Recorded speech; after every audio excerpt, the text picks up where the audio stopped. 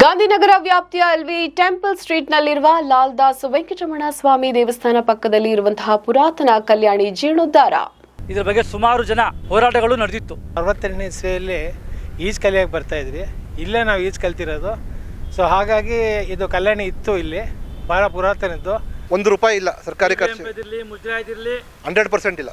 ಮುಜರಾಯಿದಿಲ್ಲ 100% ಇಲ್ಲ. ಮುಜರಾಯಿ ಅವ್ರ ಜಾಗ ಮಾತ್ರ ಪರ್ಮಿಷನ್ ಕೊಟ್ಟಿದ್ದಾರೆ.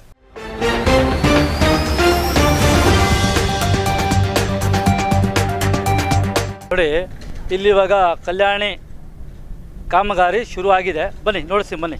ಸುಮಾರು ವರ್ಷಾಂಗಟ್ಲೆ ಇಲ್ಲಿ ಗಣೇಶ ವಿಸರ್ಜನೆ ಮಾಡ್ತಾಯಿದ್ರು.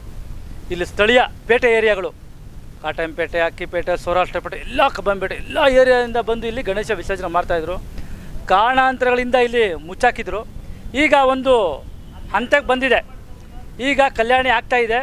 ನೋಡಿ, ಇದು ಒಂದು ಕಲ್ಯಾಣಿ ಜಾಗ ಅಂದರೆ ನೀರೆಲ್ಲ ನೋಡ್ತಾ ಇದ್ರಲ್ಲ, ಈ ಹಿಂದ್ಗಡೆ ಒಂದು ಶೀಟ್ ಹಾಕಿ ಮುಚ್ಚಿದ್ದಾರೆ. ಈ ಜಾಗನೂ ಕಲ್ಯಾಣಿ ಜಾಗನೇ. ಇದು ದಾಖಲಾತಿಗಳೆಲ್ಲ ಅಂದರೆ ಯಾರೋ ಒಬ್ಬರು ಲೀಸ್ ತೊಗೊಂಡ್ರು, ಆ್ಯಕ್ಷನ್ ತೊಗೊಂಡ್ರು ಅಂತ ಹೇಳ್ತಾರೆ. ಇವಾಗ ಅದಕ್ಕೆ ನಕ್ಷೆ ಮಂಜೂರಾತಿ ಆಗಿದೆ, ಸ್ಯಾಂಕ್ಷನ್ ಆಗಿದೆ, ಪ್ಲಾನ್ ಸ್ಯಾಂಕ್ಷನ್ ಆಗಿದೆ ಬೃಹತ್ ಕಟ್ಟಡ ಕಟ್ಟಕ್ಕೆ. ಅದನ್ನು ರದ್ದುಪಡಿಸಬೇಕಂತ ಸಂಬಂಧಪಟ್ಟ BBMP ಆಯುಕ್ತರಲ್ಲಿ ಹಾಗೂ ಸಂಬಂಧಪಟ್ಟ ನಗರ ಯೋಜನೆ ಪ್ರಾಧಿಕಾರ ಅವರಿಗೆ ನಾನು GBIಗೆ ಮನವಿ ಮಾಡ್ತೀನಿ. ಯಾಕಂದರೆ ಈ ಕಲ್ಯಾಣಿ ವಿಸ್ತಾರ ಆಗಲಿ, ದೊಡ್ಡದಾಗಲಿ, ಎಲ್ಲೂ ಇಲ್ಲ ಕಲ್ಯಾಣಿ ನಮ್ಮ ಸಿಟಿಯಲ್ಲಿ ಇವಾಗ. ಇದನ್ನು ಮುಜರಾಯಿ ಇಲಾಖೆಯವರು ಹಾಗೂ ಮುಜರಾಯಿ ಸಚಿವರಾದ ರಾಮಲಿಂಗಾರೆಡ್ಡಿ ಅವರೇ ತಮ್ಮ ಗಮನಕ್ಕೆ ತರುತ್ತಾ ಇದ್ದೀನಿ. ಏನಂದರೆ, ಈ ಬೃಹತ್ ಕಟ್ಟಡ ನಿರ್ಮಾಣ ಮಾಡೋಕ್ಕೆ ಕೊಡಬೇಡಿ. ನಾವು ಸಾರ್ವಜನಿಕರ ಪರವಾಗಿ ಮನವಿ ಮಾಡ್ತಾಯಿದ್ದೀನಿ. ಈ ಕಲ್ಯಾಣಿ ಕೆಲಸ ನಡೀತಾ ಇದೆ, ತುಂಬ ನಮಗೆ ಖುಷಿಯಾಗಿದೆ. ಏರಿಯಾದಲ್ಲಿ ಇದು ಕಾಮಗಾರಿ ಸುಮಾರು ವರ್ಷದಿಂದ ಆಗಬೇಕಿತ್ತು. ಏನೋ ಒಂದು ಹತೋಟಿಗೆ ಬಂದಿದೆ, ಏನೋ ಒಂದು ಹಂತಕ್ಕೆ ಬಂದಿದೆ. ಈಗ ತಾವು ಇದನ್ನು ಗಮನ ಹರಿಸಿ ಈ ಕಟ್ಟಡದ ನಕ್ಷೆ ಮಂಜೂರಾತಿ ರದ್ದುಪಡಿಸಿ ಮುಜರಾಯಿ ಇಲಾಖೆಗೆ ಈ ಜಾಗನ ಸ್ವಾಧೀನ ಪಡ್ಕೊಂಡು ಈ ಕಲ್ಯಾಣಿ ಜಾಗ ವಿಸ್ತಾರ ಆಗಲಿ, ದೊಡ್ಡದಾಗಲಿ. ಹಾಗೆಯೇ ಈ ಪಕ್ಕದಲ್ಲಿರುವಂಥ ESI ಆಸ್ಪತ್ರೆ ಲೀಜ್ ಮುಗಿದಿದೆ ಅಂತ ಗೊತ್ತಾಗಿದೆ. ತಾವು ಅದರ ಬಗ್ಗೆ ಗಮನ ಹರಿಸಿ ಈ ಪಕ್ಕದಲ್ಲಿದ್ದಂತಹ ಲಾಲ್ದಾಸ್ ವೆಂಕಟರಮಣ ಸ್ವಾಮಿ ದೇವಸ್ಥಾನಕ್ಕೆ ಈ ಸಮುದಾಯ ಭವನನೋ ಇಲ್ಲಿ ಸ್ಥಳೀಯರಿಗೆ ಅನುಕೂಲ ಆಗೋ ರೀತಿ, ಭಕ್ತಾದಿಗಳಿಗೆ ಅನುಕೂಲ ಆಗೋ ರೀತಿ ಮಾಡಲಿ ಅಂತ ಈ ಸುದ್ದಿಗಾರ ವಾಹಿನಿ ತಮ್ಮಲ್ಲಿ ಮನವಿ ಮಾಡ್ತಿದ್ದೀನಿ. ನಾನು ಹರೀಶ್ ಅಂತ ಹೇಳ್ಬಿಟ್ಟು ಈ ಲಾಲ್ದಾಸ್ ಟೆಂಪಲಲ್ಲಿ ನಾನು ಮೆಂಬರು. ಸುಮಾರು ವರ್ಷಗಳಿಂದ ಒಂದು 50 ವರ್ಷದಿಂದ ಕೆಲಸ ಮಾಡ್ತೀನಿ. ಅದರಲ್ಲಿ ನಾನು 62ನೇ ಇಸ್ವಿಯಲ್ಲಿ ಈಜು ಕಲಿಯಕ್ಕೆ ಬರ್ತಾಯಿದ್ವಿ. ಇಲ್ಲೇ ನಾವು ಈಜು ಕಲ್ತಿರೋದು. ಸೊ ಹಾಗಾಗಿ ಇದು ಕಲ್ಯಾಣಿ ಇತ್ತು, ಇಲ್ಲಿ ಭಾಳ ಪುರಾತನದ್ದು. ಸೊ ಜಾಗನೂ ಕೆಲವುದೆಲ್ಲ ಗೌರ್ಮೆಂಟಿಂದ ಮಾರಿದಾರೋ ಏನು ಮಾಡಿದಾರೋ ಅದು ನಮಗೆ ಅಷ್ಟು ಮಾಹಿತಿ ಇಲ್ಲ.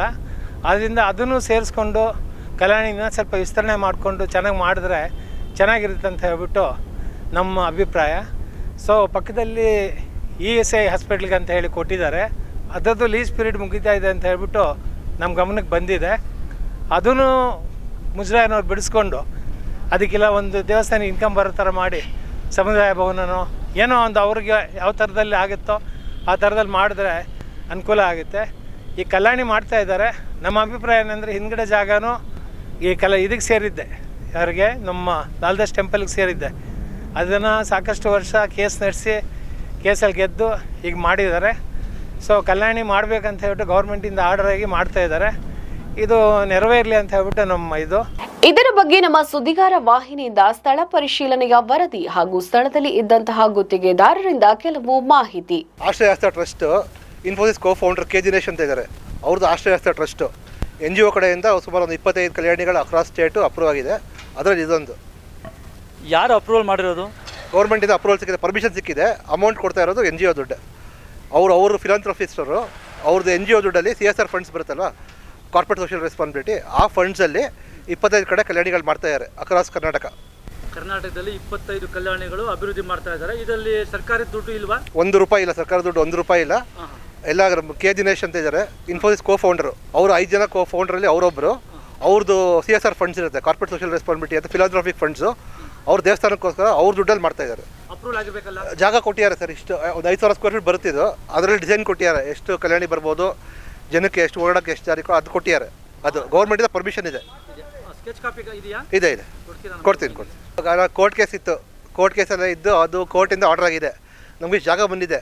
ನಮ್ಮದಿರೋದು ದೇವಸ್ಥಾನ ಜಾಗ ಉಳಿಸ್ಬೇಕು, ಒಂದು ಒಳ್ಳೆ ಕೆಲಸ ಆಗಬೇಕು, ಸ್ಥಳೀಯರು ಮಾಡಬೇಕು ಅಂತ ತಮ್ಮಂಥವ್ರು ಸ್ಥಳೀಯರಿಗೆ ಸಹಕಾರ ಬೇಕು ಈ ಥರ. ಈ ಮತ್ತೆ ಬಿಟ್ಟರೆ ಇದನ್ನು ಮತ್ತೆ ನೀವು ಹೇಳ್ದಂಗೆ ಅದು ಮತ್ತೆ ಆ ಕೇಸ್ ಹಾಕು ಅದಕ್ಕೆ ಟ್ರೈ ಮಾಡು ಅಂದರೆ ಇದಕ್ಕೆ ಇನ್ನೊಬ್ರು ಬಂದು ಯಾರೋ ಕುತ್ಕೊತಾರೆ. ಅದಕ್ಕೆ ಅವಕಾಶ ಕೊಡಬಾರ್ದು ಅಂತಲೇ ನಮ್ಮ ಮುಜರಾಯಿ ಮಿನಿಸ್ಟರ್ ಆದಮೇಲೆ ತುಂಬ ಒಳ್ಳೆ ಕೆಲಸಗಳು ಮಾಡಿದ್ದಾರೆ ಮುಜರಾಯಲ್ಲಿ. ಮುಜರಾಯಿ ಜಾಗ ಒಂದು ಇಂಚು ಯಾರಿಗೂ ಹೋಗಬಾರ್ದು ಅಂತೇಳಿ ಅವರು ಒಂದು ಪಣ ತೊಟ್ಟಿದ್ದಾರೆ. ಸುಮಾರು ಕಡೆ ದೇವಸ್ಥಾನಗಳೆಲ್ಲ ಇಂಪ್ರೂವ್ ಮಾಡ್ತಾಯಿದ್ದಾರೆ. ಅವ್ರು ಮಾಡಿರೋ ಕೆಲಸ ಇದು ಯಾವ ಮುಜರಾಯಿ ಮಿನಿಸ್ಟರ್ ಮಾಡಿಲ್ಲ. ಸೊ ಅವ್ರ ಸಹಕಾರದೊಂದಿಗೆ ಮಾಡ್ತಾ ಇರೋದು ಇದು. ಕರ್ನಾಟಕ ಸರ್ಕಾರದ ಸಚಿವರಾದ ರಾಮಲಿಂಗಾರೆಡ್ಡಿ ಅವರು ಸಹಕಾರದಿಂದ ನಡೀತಾ ಇದೆ. ಅವರು ಮುಜರಾಯಲ್ಲಿ ತುಂಬ ಅಂದರೆ ದೇವಸ್ಥಾನದ ಜಾಗಗಳಲ್ಲಿ ಉಳಿಸ್ಕೊಳ್ಳೋಕ್ಕೆ ಪ್ರಯತ್ನ ಮಾಡ್ತಾ ಇದ್ದಾರೆ. ಈ ಅಭಿವೃದ್ಧಿ ಆಗಲಿ ಅಂತ ಅವರು ರಾಮಲಿಂಗಾರೆಡ್ಡಿ ಅವರು ತುಂಬ ಶ್ರಮ ಪಡ್ತಾ ಇದ್ದಾರೆ. ಈ ಜಾಗ ಇವಾಗ ಬಿಟ್ಟರೆ ಇನ್ನು ಏನಾದರೂ ಆಗ್ಬೋದು. ಅವ್ರು ಹೇಳೋದು ಒಂದು ಮಾತು ಸತ್ಯ ಇದೆ. ಈ ಮಯೂರವ್ರು ಮಾಡ್ತಾ ಇರೋದು ಇದು ಅಭಿವೃದ್ಧಿ ಆಗಲಿ, ನಂತರ ಅಂದರೆ ಇದ್ರ ಪಾಡಿದ ಕೆಲಸ ಆಗಲಿ, ಹಿಂದ್ಗಡೆ ಅದನ್ನು ಸ್ವಾಧೀನ ಪಡಿಸ್ಕೊಳ್ಳಿ ಅಂತ ನಮ್ಮ ಸಚಿವರಾದ ರಾಮಲಿಂಗಾರೆಡ್ಡಿ ಅವರಿಗೆ ನಾನು ಮನವಿ ಮಾಡಿಕೊಡ್ತೀನಿ. ಸುದ್ದಿಗಾರ ವಾಹಿನಿಯಿಂದ ಮುಜರಾಯಿ ಇಲಾಖೆ ಸಚಿವರಾದ ರಾಮಲಿಂಗಾರೆಡ್ಡಿ ಅವರಿಗೆ ಹಾಗೂ ಮುಜರಾಯಿ ಆಯುಕ್ತರವರಿಗೆ ಮನವಿ ಮಾಡುವುದೇನೆಂತಂದ್ರೆ, ಸಾರ್ವಜನಿಕರ ಪರವಾಗಿ ಈಗ ನಡೀತಾ ಇರುವ ಕಾಮಗಾರಿಯ ಹಿಂದೆ ಜಾಗ ಇದ್ದು ಆ ಜಾಗ ಕೂಡ ಕಲ್ಯಾಣಿಗೆ ಸೇರಿಸಿಕೊಂಡು ಕಲ್ಯಾಣಿಯನ್ನ ವಿಸ್ತರಿಸಬೇಕು ಅಂತ ಚಿಕ್ಕಪೇಟೆ ನಾಗರಿಕರ ಪರವಾಗಿ ನಮ್ಮ ವಾಹಿನಿಯಿಂದ ತಮಗೆ ಮನವಿಯನ್ನ ಮಾಡಿಕೊಳ್ತಾ ಇದ್ದೇವೆ.